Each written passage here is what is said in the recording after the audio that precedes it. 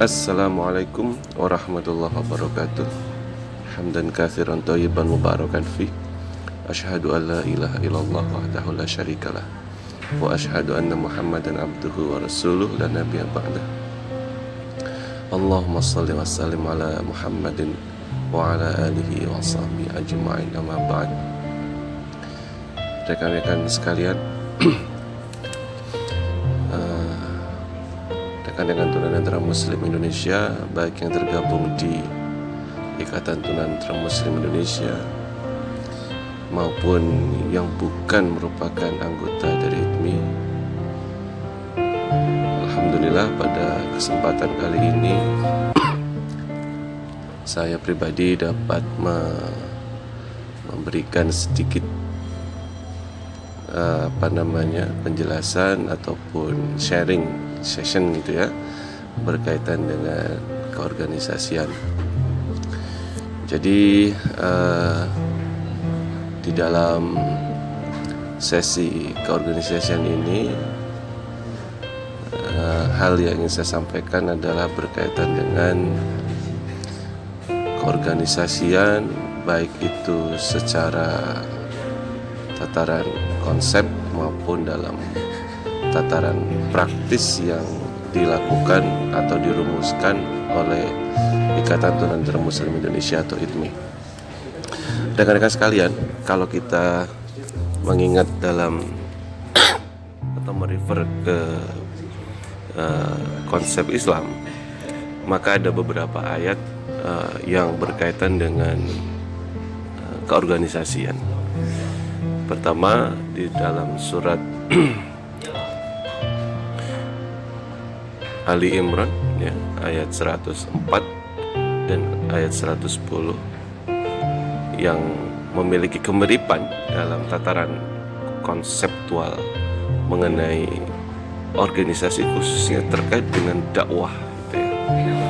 Karena ITMI ini adalah organisasi massa Islam tunanetra Muslim yang berbasis pada dakwah keislaman, sehingga penting kiranya kita merefer ke dalam Al-Quran.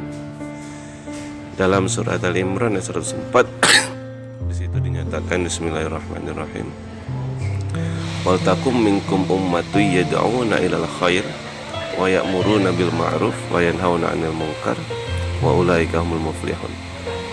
Sedangkan ayat 110-nya dinyatakan, kuntum khairu ummah ukhrijat linnas ya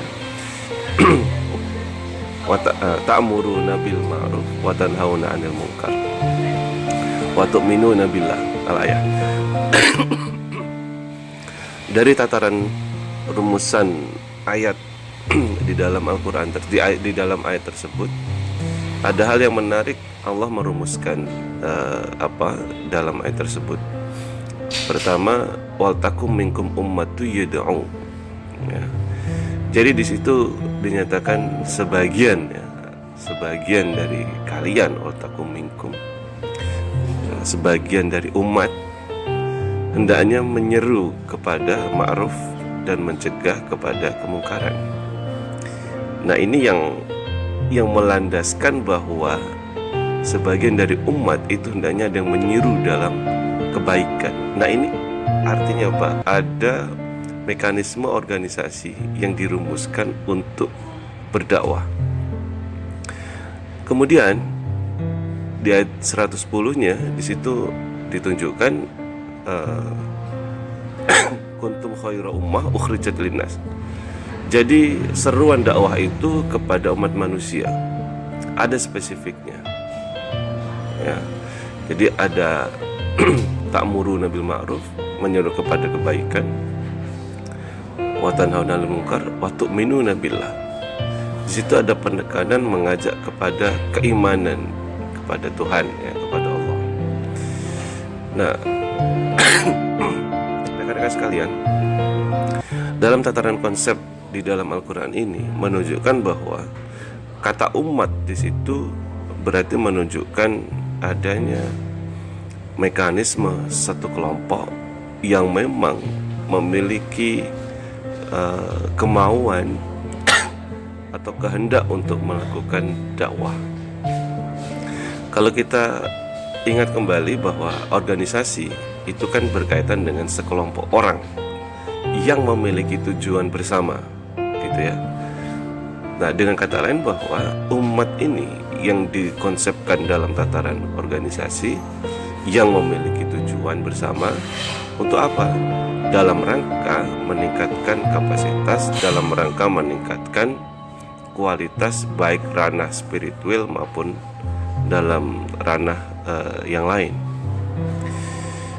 Nah, dalam hal ini kemudian ITMI lahir, ya, yang didasarkan pada anggaran dasar dan anggaran rumah tangga sebagai dasar hukum, ya, yang mendasari pergerakan dari organisasi ITMI itu sendiri.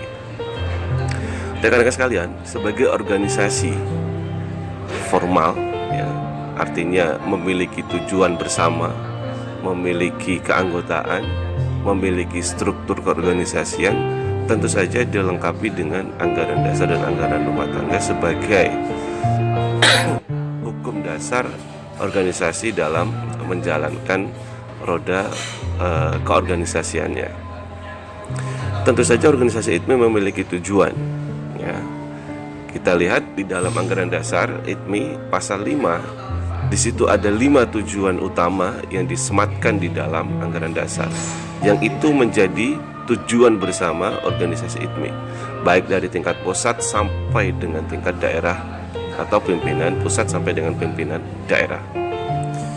Nah, dari kelima ini, ya, ada nanti secara spesifik redaksional, silakan nanti dibaca di anggaran dasar, ya. Tujuan pertama yaitu berkaitan dengan menegakkan syariat Islam. Ini jelas bahwa organisasi ITMI adalah berbasis pada Al-Quran dan As-Sunnah, ya, yang didasarkan pada Pancasila dan Undang-Undang Dasar 45. Ini menjadi satu kesatuan yang inherent antara tataran Islam dan juga tataran keindonesiaan. Nah, ini yang perlu kita pertahankan, menegakkan syariat Islam. Jadi menegakkan syariat Islam ini tidak semata-mata hanya dalam tataran ubudiyah saja, tetapi bagaimana dalam tataran peribadatan yang tidak ilahiyah, yang tidak hanya ala qatihim billah tetapi juga ala qatihim binnas. Jadi hubungan dengan sesama manusia juga, ya. Karena salah satu dari konsep syariah itu berkaitan dengan masyara'allahu li'ibadi fil aqaid wal ibadah wal muamalah wal akhlak, gitu ya.